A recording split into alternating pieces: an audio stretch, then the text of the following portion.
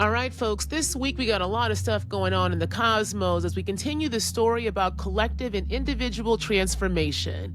Mars moves into Libra and forms a square to Saturn and Neptune in Aries. Everybody's in signs that they don't necessarily love to be in, but are having to figure it out. Then we get a full moon in Aquarius happening as that kite formation between the outer planets and Mars solidifies. And finally, Mercury is going direct. And that ain't even all the transits that are happening between this Wednesday and the next, all right? So this is the weekly forecast for August 6th through 12th, and the energy this week is asking us, what is the strategy now that we see how power is moving? Now, welcome back to Yappin with the Stars, a show in which I talk about life and spirit with the help of the planets, stars, and zodiacs, and a little bit of common sense as well. So I'm your hosting guide, Dr. Nicole Rouse, a storyteller who comes from a line of storytellers who weave and tell stories in many different ways. And here I work with astrology and ethnography to explore the stories of what it means for us to be human. Because right now, the present is up for grabs. So who is leading the stories that will bring us into our futures? Now, every Wednesday, we check into the chaos we call society and ask two pressing questions. What's the cosmos showing us this week? And what are we being called to move, create, burn, build, or reflect upon? All right. Now, before I get into it, I don't want to forget that this is August. We are full on in Leo season, y'all. So it's also my birthday month. Okay. I'll be 44 on the 21st of the month. And to celebrate, I'm offering a $44 off of any astrology reading with me. You guys have to use code birthday to book any astrology reading with me online, and you get $44 off any reading. All right. And like I said before, I've got a number of different astrological assessments through my Embodied Futures Lab. That will help you tell the story of your life in ways that centers your humanity and not the constructs put around you. I'm not interested in telling you who you are. I'm interested in talking with people to understand the stories that have emerged and how you can rewrite and tell your own story so that you can actually own your own head, y'all, okay? My question is always, what does it mean to be human? And astrology can help. One way to help us answer that. Now, I've got a couple of new offerings, as I mentioned last week. My Healing Wombs reading, that's Chiron focused, along with my Parenting Your Child, which is especially good for parents of young kids or first-time parents, along with my Understanding Your Spiritual Gifts with Astrology. I love that reading, so if you book that, we have a lot of fun. And my Graduation Life Transition reading, which has been good for folks who are literally at major crossroads in their life, and they really want to see what the stars are saying, but also how they can co-create new pathways forward based upon the experiences they had before. Okay. So if you are interested in any kind of reading this month and you want to take advantage of my discount, go ahead to my website, drnicolerouse.com/astrology, and enter in code birthday for $44 off. Again, any astrological reading. Now, also, on the 14th of this month, I will be hosting my next seminar through my Embodied Futures Lab called Death and the Ancestors, Working with Pluto. Now, this seminar will go over the concept of death and the ancestors, working with the archetype of Pluto itself as the Lord of the Underworld, okay? So folks who participate will leave with the zine I've created that kind of breaks these concepts down. Also, a beginning of a death ritual, and the beginning of a new story that incorporates your Pluto placement as a way to understand generationally what we are here to transform, okay? You don't have to have any previous background in astrology or ancestral work to participate in the seminar. It's open for all, okay? So spaces are limited, and you can sign up at my website as well, drnicolerouse.com. And finally, if you want to hear full episodes of this show, then head over to my Patreon, okay? There I will have the full weekly forecast breakdowns included in the show, along with extended show notes and other offerings. And so this month we are working through the book Ring Shout as the kind of text we're using, because we're talking about this month the place of fantasy and the mystical in our storytelling, along with the divination study sessions I have, eliciting conversations. We're doing a listening salon this month as well, listening to Solange's When I Come Home album and using that as a kind of a dream incubator through guided facilitation of prompts with myself to help folks get into the conjure, the imagination, and really think about, okay, if we can dream it, then what does it mean to dream, make those dreams into reality in a stepwise fashion, okay? So I do a lot of things that are fun over on my Patreon. And again, if you want to listen to the full episodes of this show, you can find them there.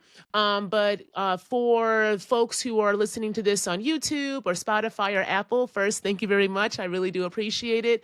But these shows are a little bit abbreviated. So I will give an overall weekly forecast, and we go into Astrology 101 and the Yappin time. But again, if you want the full breakdown of the week, then please head over to my Patreon. Tier start as low as $5 a month, y'all, and the support really does help. It allows me to continue not just to create, but also to write, because I'm in the middle of writing my book and getting the book proposal out, along with a couple of grants that I'm really excited about to be able to fund some of the work I'm doing in my lab and studio. So Patreon really does allow me to create, and you get to be a part of the process of creation, me creating, I should say.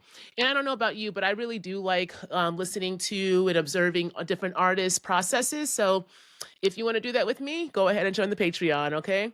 All right, so let's get into the weekly forecast, because the energy overall is one of strategy and the concept of genius that we're being asked to kind of re-examine. This, again, is going to be an ongoing conversation that is spearheaded with Mars moving into Libra, making not only that opposition to Saturn. Now, again, I'll break this down in a minute, Saturn and Neptune in Aries, but it's also in a conversation with Pluto and Uranus.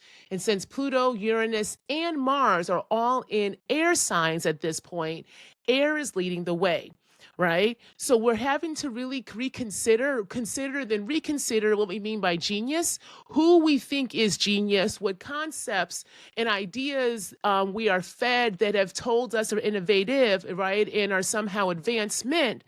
What does it mean when we take a step back and reevaluate what kind of structures we need so that there is an actual balance in society in which compromise and collaboration and cooperation are not just giving up your authority to kowtow to power, but there's an actual re-examination of strategy, how we strategize, who we strategize with.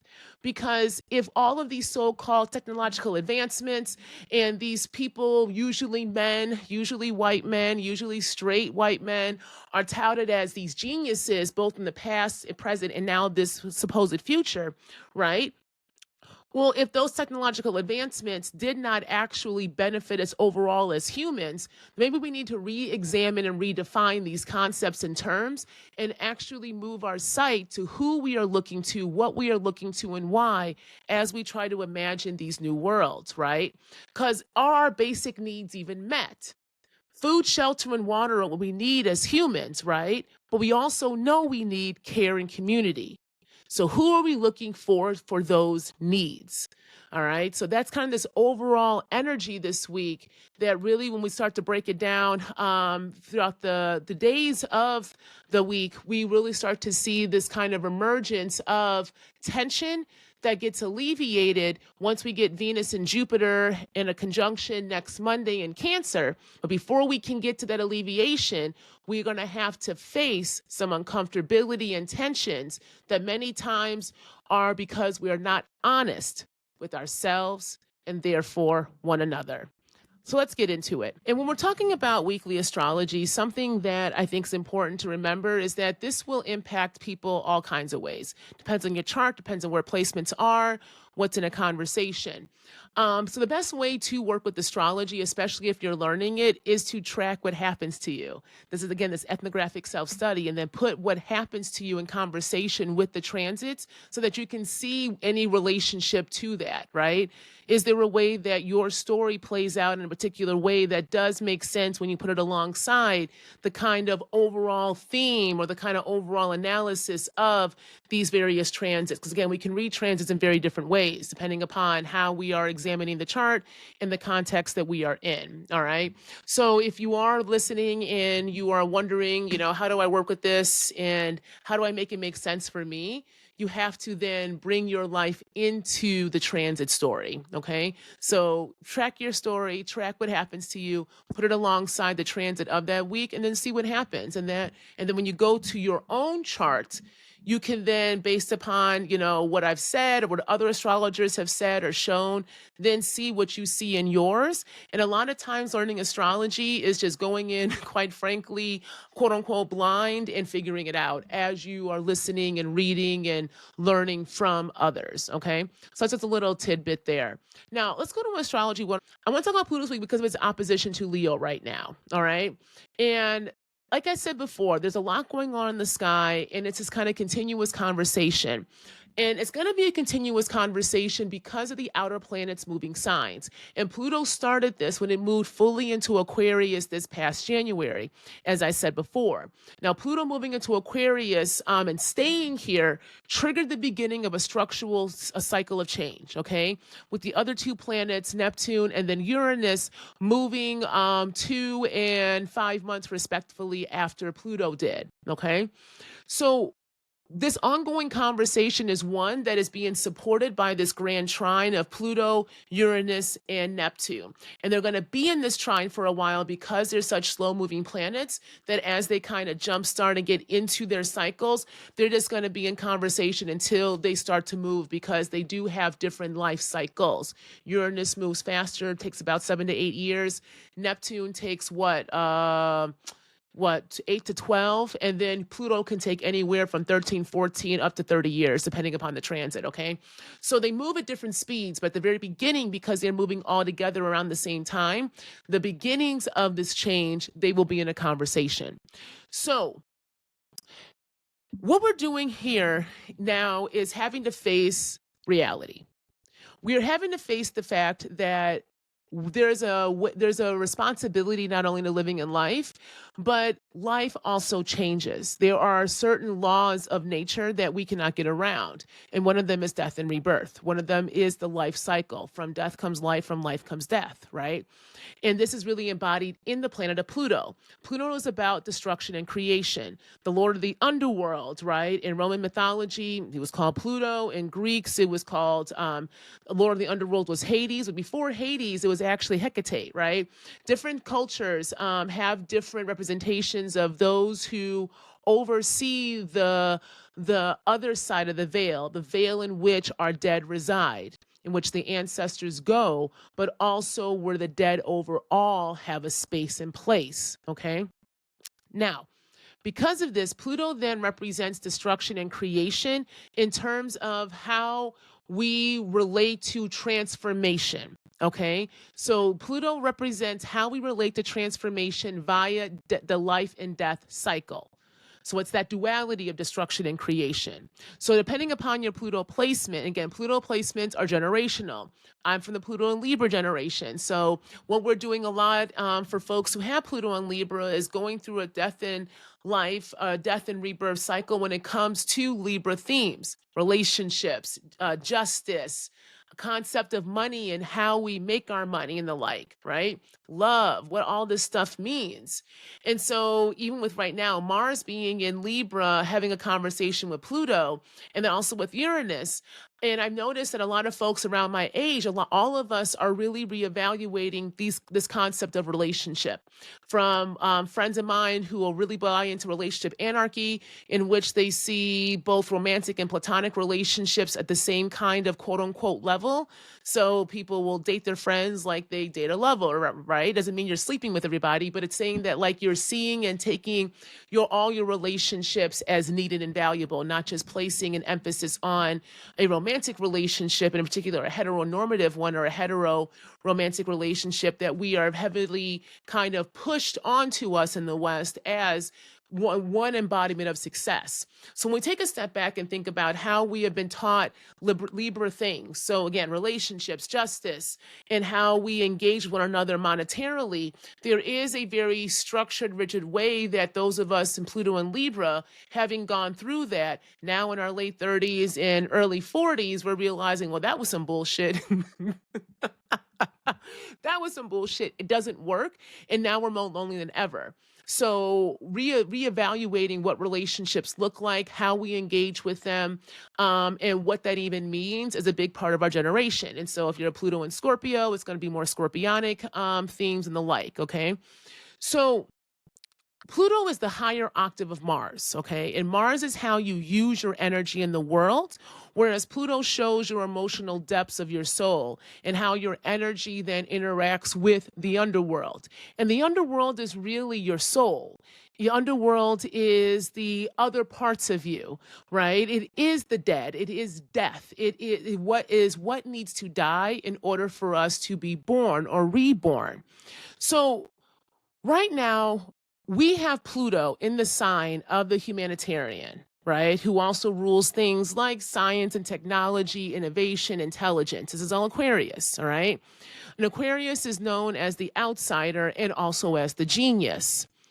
And so with Pluto being in Aquarius right now, we are being asked to transform our relationship to all of those things.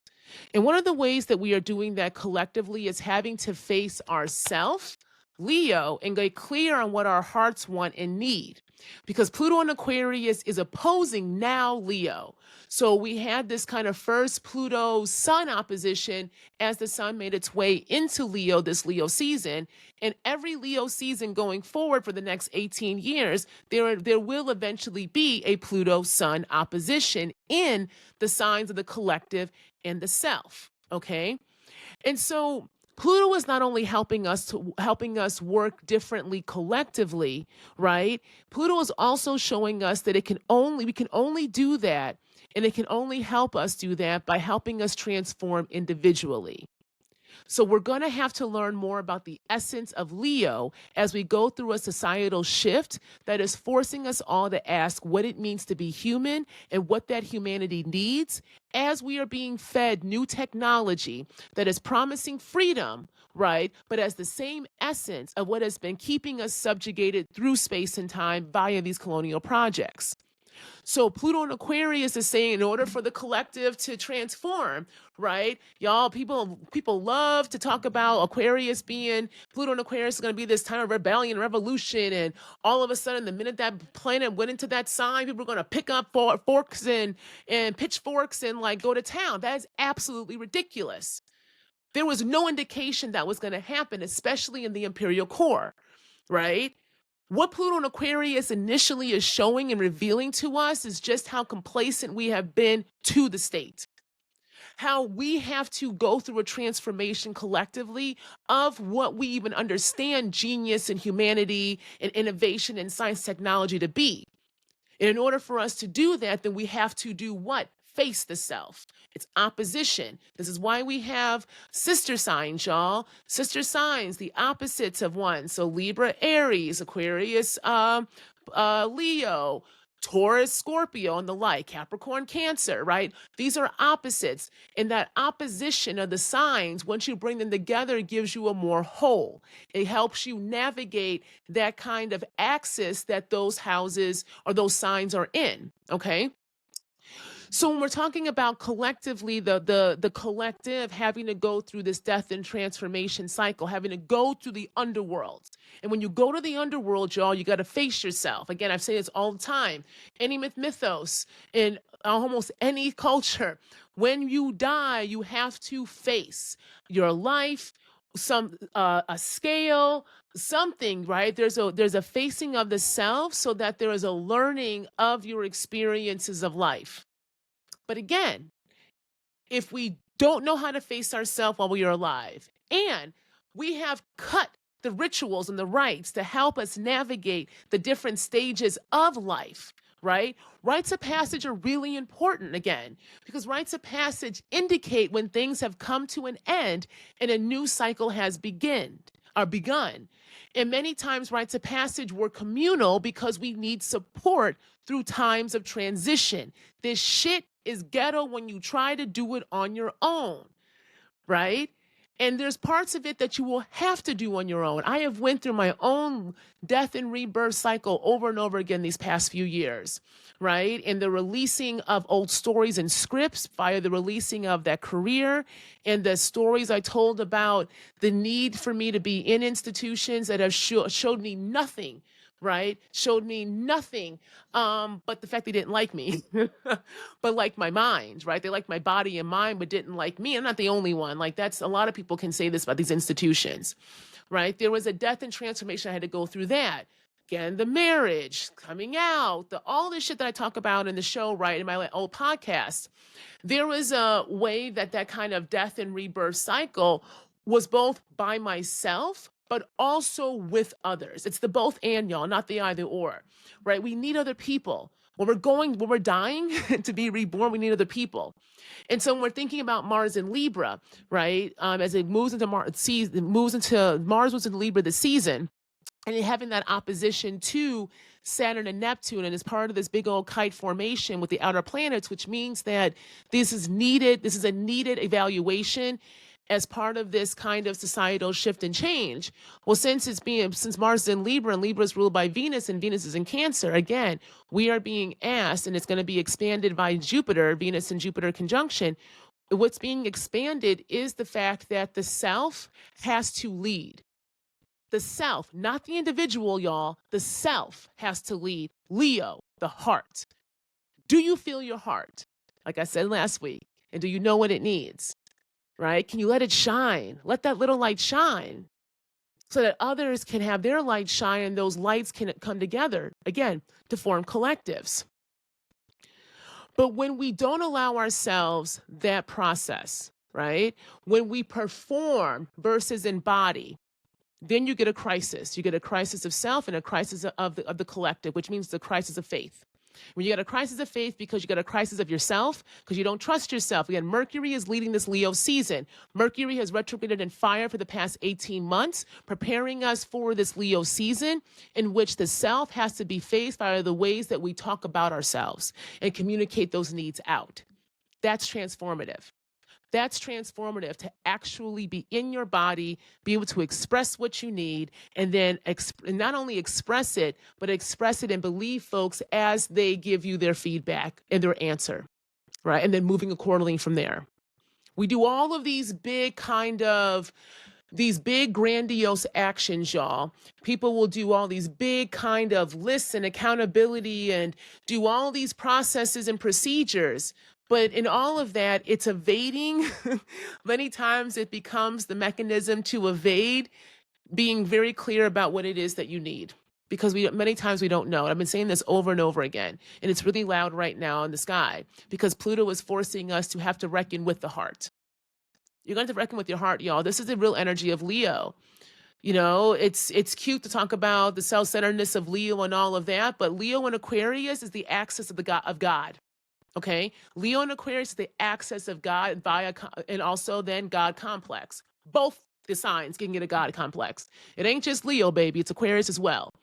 This is why we got to stop reducing the signs down to just personality traits that you believe if you don't exhibit or you do exhibit, that becomes the embodiment of the sign. No offense, it ain't got shit to do with you. It's an archetype. It's an archetype, right? And whose energies we do need to get better acquainted with. So how acquainted are we with our hearts?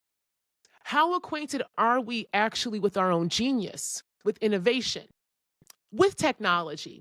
Because let's be real, y'all. Pluto and Aquarius, then let's pull back. Pluto also represents power structures. It represents the banks as well. So it is the economic, so you can look at the economic system of a society, which is power. Nation states structures are based upon the economic system, which then dictates other structures of that society, including the family. Okay? So Pluto is showing us what power does. And in Aquarius, what power has done is it's warped this idea of innovation, genius, humanitarianism, and the like. right? We are fed some of the most incompetent people as being intelligent. Elon Musk is not smart. I don't care what anybody says. Just because you got a lot of fucking money does not mean you're intelligent. It doesn't. We have seen over and over through time and space the most ignorant and, quite frankly, idiotic people hold positions of power because power itself moves the floor in the definitions of what is considered innovative, genius, right, leader that we then have to what digest. So, what has power shown us when it comes to all of this, right? And what needs to die to be transformed? What has to be destroyed so that there is creation? And right now, all of these so-called humanitarian moves and techniques and technologies have only led to destruction. We have forgotten creation. So then Pluto is saying, okay, then what does the heart need? What does the heart need, baby? Because the only way you're going to transform is if you figure out what the hell you need, right? And so what does it look like to be our own leaders? So again, going back to Saturn and Neptune and retrograde in Aries, so own your own damn head, right? So when we talk about Pluto, then right now it is a very strong energy that is going to be with us for a while. And until we can take responsibility for our actions and our attention and our hearts, right? We will be going through some tense things collectively as a society going forward. I'll be talking more about this in my seminar about Pluto. This is why I'm working with Pluto as we talk about death and the ancestors, right? Because again, in order to even understand the ancestors, who they are and how we work with them, you're going to have to understand your own process of death. You'll have to understand and face yourself to make space in the body to even hear those messages. And even when you're listening to spirit, when you're listening to the ancestors, you still have to own your own head because you are the one that's living. You are the one that has to sit here and navigate the mundane. So even if spirit is talking and telling you all these sweet things, again, if you don't own your head and your heart, you will also then be led by them. And they are not living. They are not the ones that have to navigate the space. You do. So there's a responsibility to your humanity that has to come first in order for you to truly be able to work with the ancestors in a way that is sustainable across time and space. And so in the seminar, we'll talk about that and why, again, rites and rituals, and why we must go through death rites, death rituals, even as we are physically alive, because we must go through those metaphorical deaths, so social deaths, in order to be reborn. And in those rebirths, right, we come into new versions of ourselves, which is, quite frankly, a quote unquote normal way of life. Nothing stays the same. Change is constant. So if you refuse to change, then you become stagnant, which means that you have no ability to hold spirit because you are walking dead. And the dead don't inhabit dead things. The dead inhabit life. All right. So find your light, Leo, to find your life. And that is how we transform, not just die, but then actually become reborn. Okay. Now this goes into my yapping, y'all. I've been kind of yapping for a bit with the Astrology 101, but let's get more into this because we can really see these transits playing out on a societal level right now. Let's talk about Mars and Libra. What I'm reading this transit is can you read the room and feel its temperature? Can we read the room? What are the other strategies that we have to deploy in order for us to move this room? So we're talking about Mars and Libra, right? And being in so-called fall because it's exalted in Capricorn. My question is, what has Mars and Capricorn energy really gotten us collectively? Right? That energy can be very violent. That energy can be very dominant. It can be also top down. It can be dogmatic. Capricorn ruled by Saturn. But when we have not really worked with Saturn through the kind of crone way, when we only understand Saturn as this kind of dominant, harsh taskmaster, patriarch, then our ability to understand why Mars in Libra may be what we need right now becomes lessened because we only understand aggression and dominance as a strategy, as the main strategy. And even if we don't use the same type of aggression as the state, if we only understand only understand strategy as through war and fighting, then we've already lost. We've already lost because we live in a society that only knows violence. We live in structures that feed off of blood. So you can't keep giving offerings to an entity that that will take your offerings and then still leave you with nothing.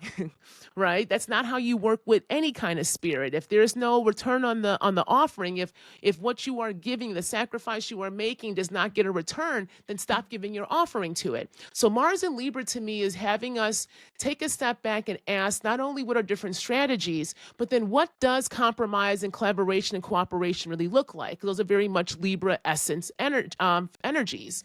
It's the scales, it's balance. But we don't live in balance. We don't live in fair and just societies. We never have.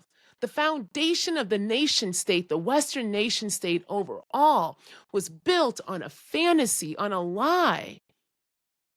And that lie was fed through violence. It was fed through strategy that came in the way that it, many times, especially the British Empire, how they were able to conquer so much is that they played upon local conflict, local issues.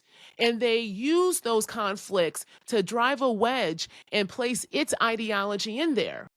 Right? So even in societies in which everyone is quote unquote the same race, right?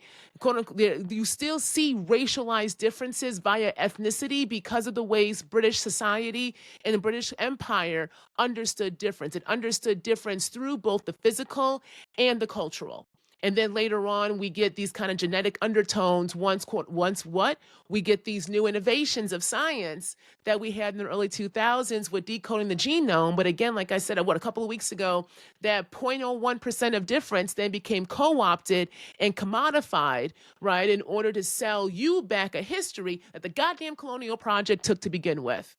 There were plenty of societies that had intensive and intricate genealogical practices that you could trace your shit back so you knew where you came from, but then that gets cut off, the family kinship structures, which then are tied to socio-political and economic systems, get severed and cut, y'all, in favor of what? The domination of the colonial and how they understood family. But we know through time and space, a lot of them societies had no concept of family because it was filtered through that monarchy, which is nothing but backstabbing and calculation and manipulation and constant strategy, right?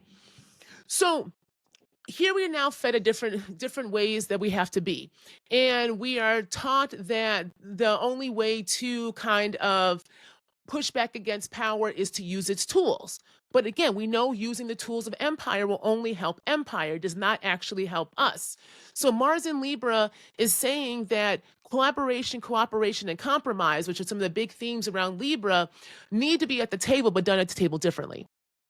Differently, y'all. Why? Because Pluto and Uranus are in this conversation. So Uranus is genius. It's in Gemini. Mars in Libra. What are different geniuses? What are different concepts? What are different ways of knowing? Because Pluto retrograde Aquarius is saying collectively, baby, this shit ain't working. Whether you like it or not, y'all are dying anyway. This is gone. It's gone. It's gone. So what are we creating? Well, we got to start again with the family. We got to start with where the colonial cut us off, right? So a different examination of relationships, Libra, here we go again, of relationships, of justice, and of money has to be at the table because they're all connected. And so this full moon, right, that we're going to get that is led by Saturn, and Saturn still being in Aries, a sign that it's said to be in detriment in, along with Neptune, because again, Neptune doesn't necessarily like being in Aries either. It's the higher octave of Venus. And Venus is said to be in fall when it is in Aries, because it's Mars ruled. What we are getting is an illumination of thoughts that need to be poured out to make space for your spirit, okay? So again, Aquarius being science, technology, innovation, we have to ask ourselves how and who is defining that? How and who is defining that? Because I talked about this a couple of weeks ago, Mars in Virgo, next to that South Node, the South Node in Virgo really is having us reevaluate how we have analyzed things, the ways that we have been taught structure and analysis. Okay, so this is Western knowledge production. This is Western science. And not only are we seeing Western science have to kind of face itself right now, because how innovative has it really been, when we also see a lot of it is just regurgitation and reorientation of indigenous knowledges that are put through, again, a Western lens. We are also seeing the state itself challenge science. At the same time, it is touting this new science of technology that is not even rooted in the methodology that Western knowledge production based its whole claim of authenticity and authority on. So if even the state that needed science to validate it does not buy into its own methodologies, but it is pushing down our throats this so-called new innovation that is being led not by necessarily scientists, but really by goddamn tech bros, right? And VC heads who are living out their fantasies of trying to become the next bionic man or live to 1,000 because they can put their consciousness into something else. All this shit is fantasy, y'all. All of it is really bad sci-fi, but when you have the money and resources and power, you can make your fantasy into reality. But at what cost? At whose cost and why? Because Aquarius is humanitarian goals, but where is the human? How is the human being defined, and who is leading in what is considered humanitarian? Because again, we have seen also in history those who tout themselves to be the biggest humanitarians. Many times that's a smokescreen for their philanthropy is a smokescreen for their power behind the scenes and how they wield it. People talk about Mother Teresa all the time as, she was known as the embodiment of humanitarian aid. But when you look behind the scenes, she literally was very cruel.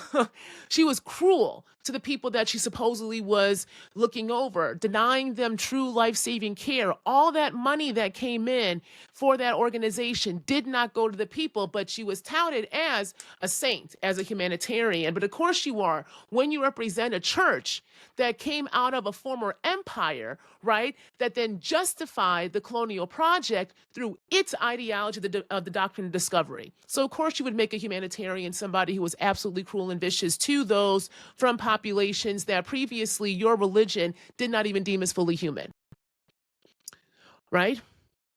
So Venus in Cancer, Mars in Libra, society at large, the greater good. But who and what is defining good?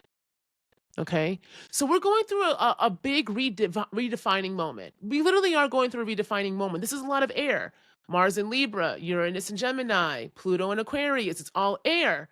But baby, in order for that air not to overtake you, you have to be what? Grounded in the body, grounded in the feet. And that's what Mars in Virgo was reminding us of with that stomach, right? The intuition. Do you trust yourself? Because now we are all going to be required to kind of rethink these concepts, and not just rethink them, but then reinterpret how we enact them. Okay. Now, this is really important because right now we are seeing the backlash of the so-called progress that we experienced in this country over the past few decades. Anytime you have social progress in these authoritarian type systems, right, there will be some progress and you will always get backlash.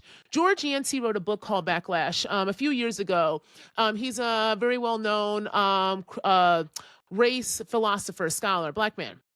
And he talked about how when he was writing a lot of his stuff against racism and the like, and through a philosophical lens, he got a lot of just a lot of racist comments, a lot of backlash, even from those who claimed to also be about the cause. They didn't like how he was doing it, right? Always trying to put your ass in a place that people don't have no business trying to put you a place in. But that is what whiteness and white supremacy does, right? It always feels as if it has the authority over bodies that have been deemed to be somehow as not as human, whether you want to admit it or not. So he talks about how there's always going to be backlash. You cannot go into these movements. You cannot push back against power if you do not expect something to also be pushed back against you. To not expect backlash means you're going in naive and you will crumble. Either you'll be co-opted, they'll bring you in, or they will push you out. Okay. And so what we're seeing right now, right, is a backlash. This Trump administration is doing nothing more than straight backlash. So let's go back to that kite formation. You can read transits in multiple different ways, y'all. So if I'm reading Saturn as the patriarch, if I read Saturn as the patriarch, as the kind of modern day understanding of it as the embodiment of the Wall Street bro capitalist, hardcore, taskmaster, disciplinary, rigid, in retrograde in Aries, next to Neptune, in opposition to Mars in Libra, right? What we are seeing is power reverting back to the origin stories that it knows, 1 degree, right? Going back to what it knows, but that shit don't work anymore. There's an opposition, right? There's an opposition to concepts of justice and power and relationships because people are seeing that this is nothing more than bullshit. Right. So when you saw online that the Trump administration had put up that picture that is of the white woman in the angel, who's an angel overlooking and shepherding in the kind of white folks at the bottom who are doing Western expansion, it's common iconography, it's common ideology for manifest destiny, which is nothing more than the fantasy that whiteness via white people had the kind of God-given authority to move themselves west and expand, right? Expansion, Jupiter, expand, excuse me, and take over land that was empty, that was desolate, that only they could kind of tame. Now we know that's bullshit because there were people there. There are already people there, along with other forms of life. But what does that got to do with a good tale, a good myth, right? That is backed up by the state. So what we're seeing now is in response to the backlash to the so-called progress that was had over the past few decades, this administration, right, is reverting back to its authority. But let's be real, that authority is raggedy. The stories don't make no goddamn sense. And it is so apparent what they're doing that there is no ability to try to pull the rule over our eyes. Do we buy into this shit or not? Let's think about the Sydney Sweeney ad that's also going out right now for American Eagle.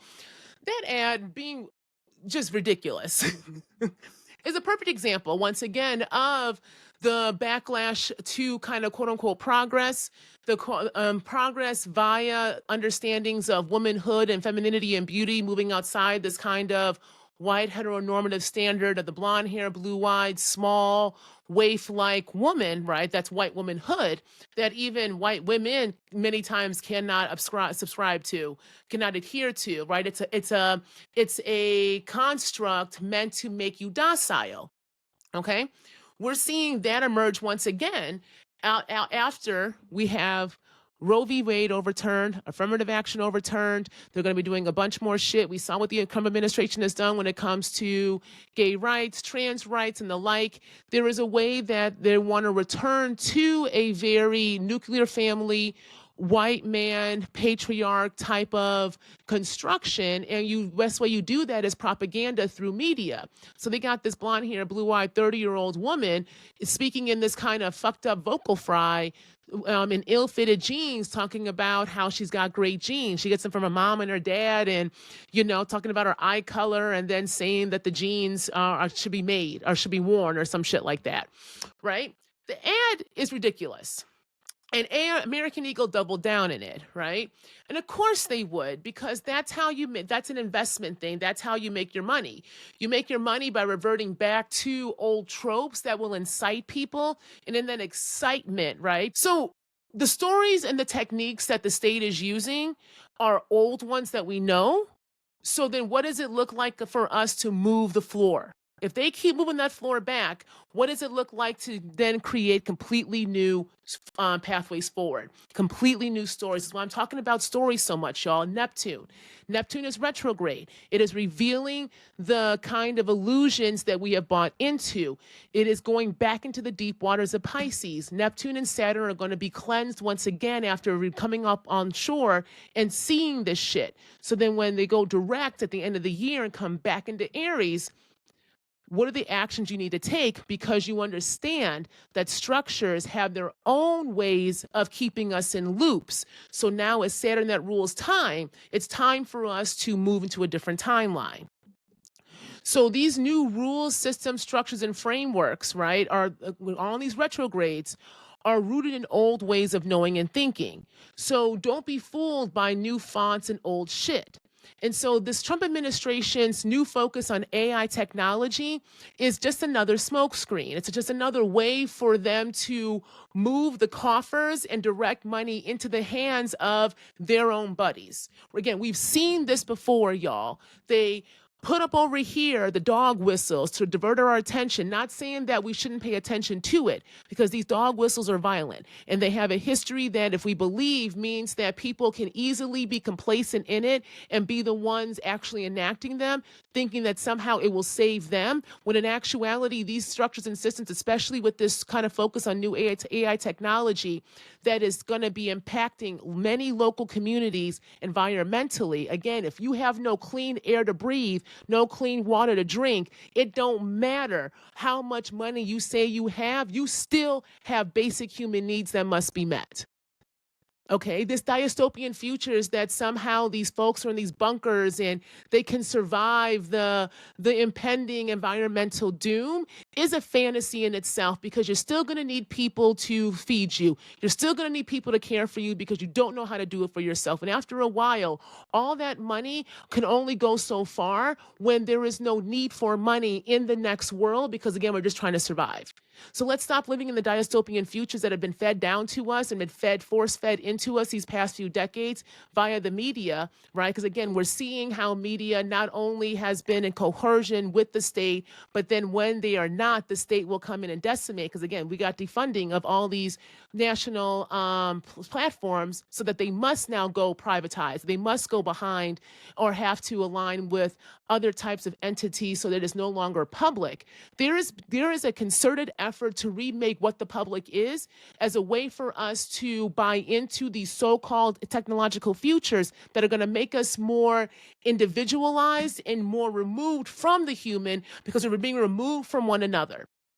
Don't buy into these narratives, y'all. There's other stories to be had. There's other myths to be resurrected. There's other ways of knowing and being that are there for us at the right taking.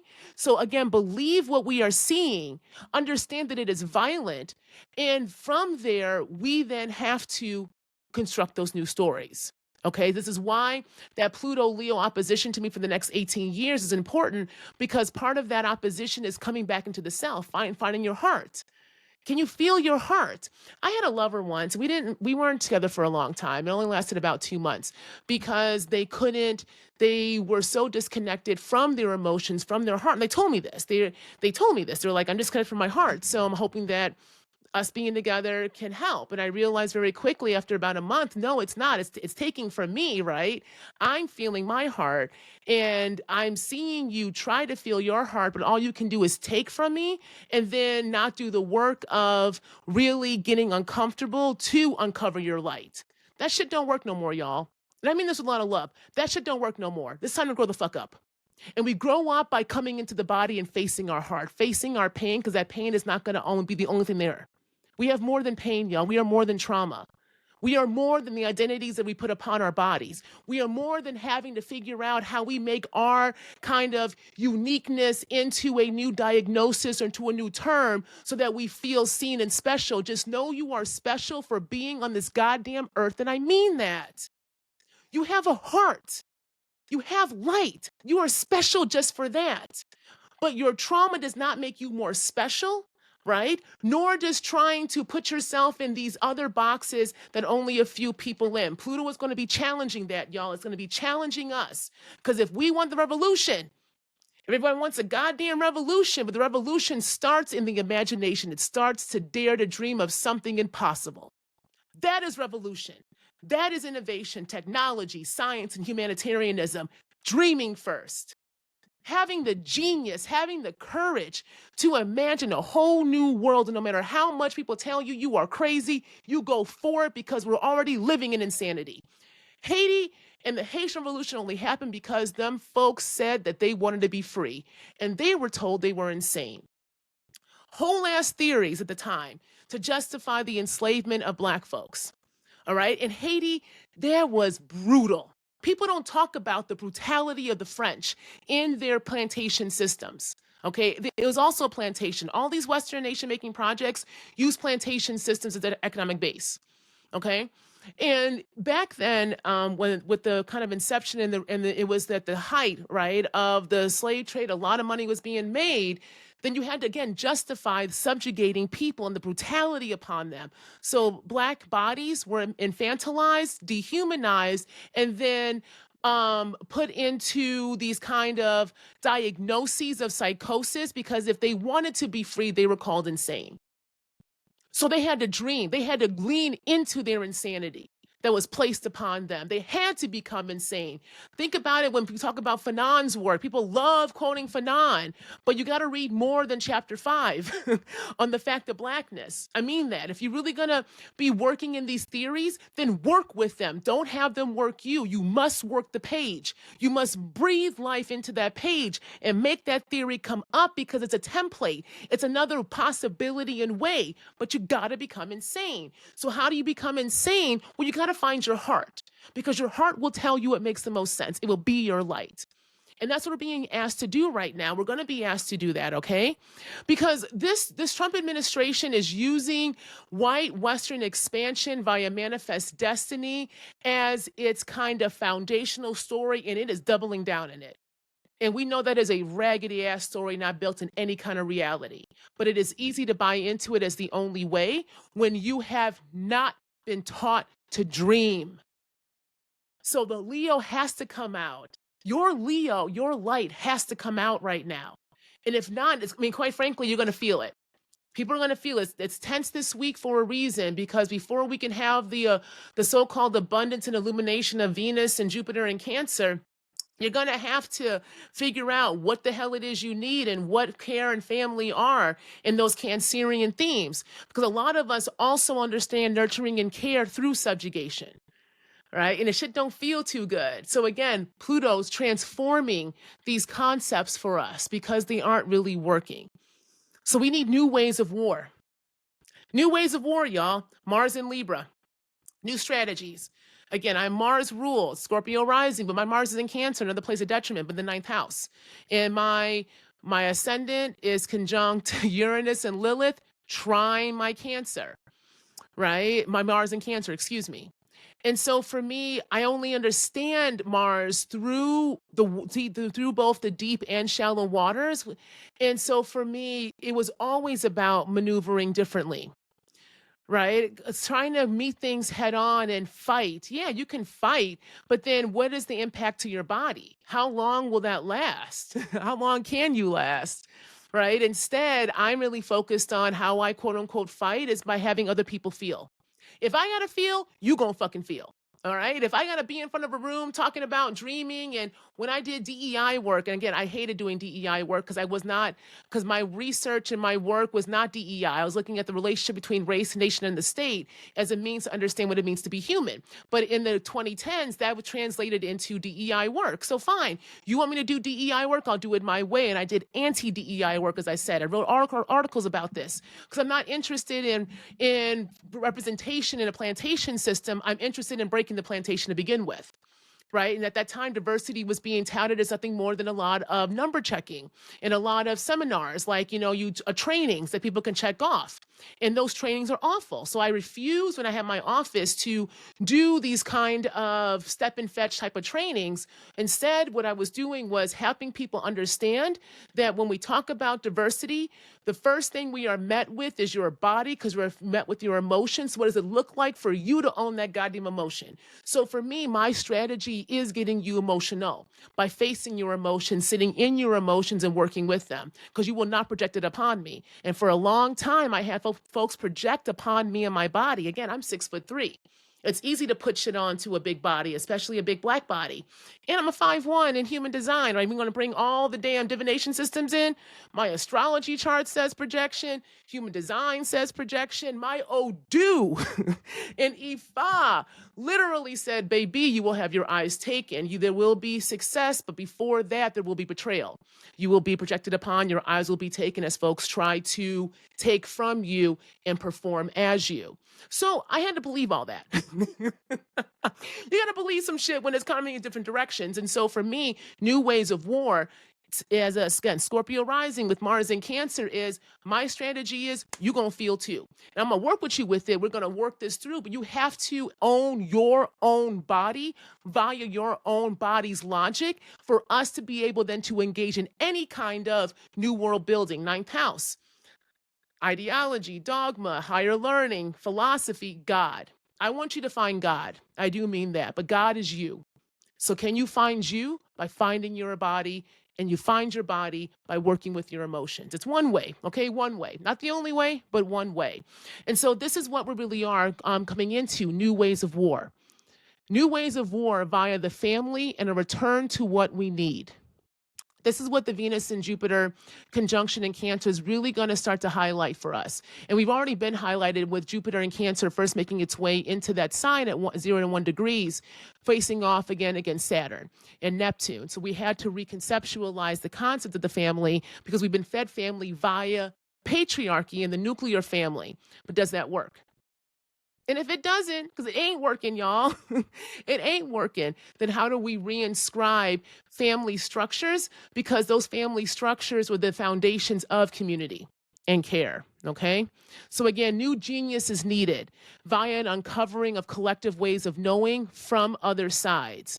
So this is about tuning into our intuitions so that we are, because honestly, we're more connected than we realize, y'all, but we have to speak of what we know. So we have to learn how to share with one another, listen to one another, and actually understand that real compromise and collaboration requires honesty. Real collaboration and compromise requires honesty. That's the only way you can build trust so that folks can come to the table and negotiate. Okay, negotiate things that are sustainable and that everybody feels as if they have a stake in. So you got to be able to speak up about what you are feeling, your emotions, and not just react, be in reactionary mode. Because how many times have you, quote unquote, compromised, but it left you feeling angry or sad or icky in some way, right? Because there was no honesty at that table. It was a complacency. And that is very different. That is how we become docile. That is why Libra many times is kind of put as this people pleaser who's always kind of trying to, quote unquote, keep the peace by being two-faced. I think we need to re-examine that because I think everybody's two-faced. Doesn't matter what goddamn signs you have highlighted in your chart because we're taught to be. Because we're taught to not be in the body and allowing those emotions to also be part of the conversation. We are so in our heads that we can tell ourselves all kinds of things. And when you lie to yourself, you will lie to me and everyone else around you. And so how much are we brought truth to the table for collaboration and compromise at the local level? Right? You know what I mean? And so this is, again, why Pluto and Leo, the heart, the face-off, 18 years, baby, 18 years. And what is 18 years? What is 18 years? Oh, that's the cycle of a nodal return. That's the cycle of the first round of growing up. So Pluto's like, baby, y'all want to be human? Y'all want to be a collective? You want revolution? Well, you're going to have to grow up. And we know it ain't easy, right? But it is going to require a facing of the self via the heart so that you can then move into these collectives with honesty and have different knowings, different ways that we do this thing, Uranus, Gemini, right? Because how we've been taught it, Saturn, Neptune retrograde in Aries has not allowed us to own our own authority and own our own heads. So we have been giving up to structures and systems that right now are showing just how not only incompetent, but arrogant and ignorant it is. And why are we trying to go back into a past and the present that has already shown us it didn't work? If it doesn't work, y'all, then we gotta dream. We have to become insane, right? And you can become insane by coming into the heart and asking it what it needs. Okay, let me stop there. This is a long one. I can keep going. Again, if you want to hear the full episode with all the breakdowns of the days for the week, please sign up to my Patreon, y'all. Again, your support really does help me. I'm writing this book. I got a couple more things in the pipeline. And like I said last week, these retrogrades have helped me understand that it's time for me to commit to me. My heart, my North Node, my sun is in Leo, 10th house. The south node is my south node in Aquarius is 0 degrees, is conjunct right now this Pluto retrograde in Aquarius. And so I'm saying this as somebody also completely going through it. The idea of me having to follow my heart and bet on me is the scariest goddamn thing I've had to do, but it's also the first time I think I've truly understood faith. Mars, Cancer, ninth house for me, right? Chart ruler. So what is faith in me? What is faith in my strategy? What is faith in the ways that I think about honestly war and peace? And it's Cancer, it's the family, it's home, it's nurturing its roots. And once I realized that I had to let go of the fact that institutions who raised me did not nurture me, right? And I'm not the only one. I think a lot of us have this story. Once I had to come to the harsh pain that these institutions that I gave a lot of myself to and who raised me did not nurture me, right? There is a way that I must now follow my heart. I must be in the heart. I must understand what this heart wants and needs so that I can figure out the kind of collectives, the foundations, the homes I want to be a part of. And this is for all of us, y'all. If we want new futures, we have to take charge of them. So if you want to take charge, you want to learn how to do this in a way that has a logic to it, please join my Patreon. I'm beta testing a lot of stuff around my embodied strategic dreaming methodology in all kinds of ways. Again, this is what is going into the book. So if you want to be a part of the beta testing, if you want to be a part of the kind of experimenting in my lab, check out the Patreon. Again, tiers are as low as $5 a month, and they go up from there. And also, if you want to learn with me and you want to listen to more or learn more about what the hell I'm going to talk about when I talk about death, ancestors, and Pluto, join me August 14th for my seminar.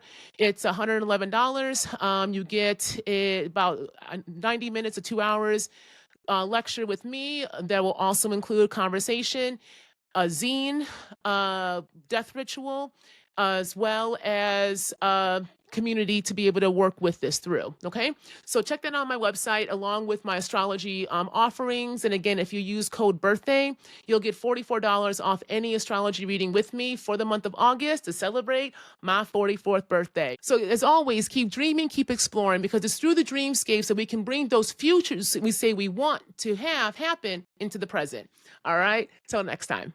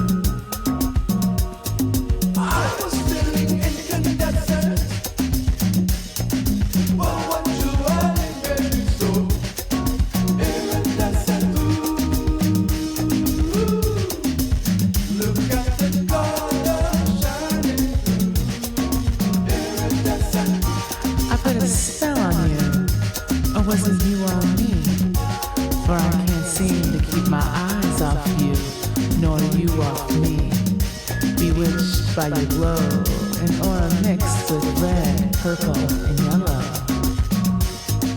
Facing all your brilliance, I just feel so green. But you calm my spirit and make me feel seen. I never suspected how connected it could feel to your energy without trying to conceal.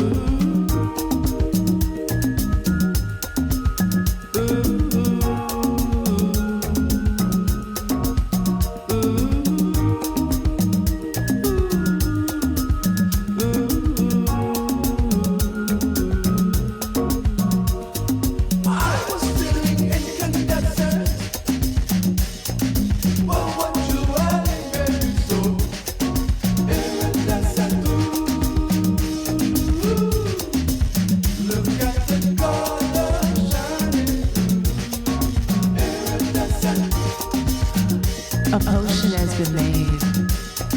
Your iridescence feels like lavender with rose petals, mixed with cinnamon, basil, and mint.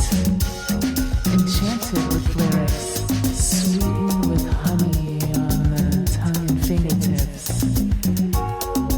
The spell is cast, the elixir ingested. My body is the prize, an offering, the temple for you to worship at. As we conjure new worlds with no cares for tomorrow, the present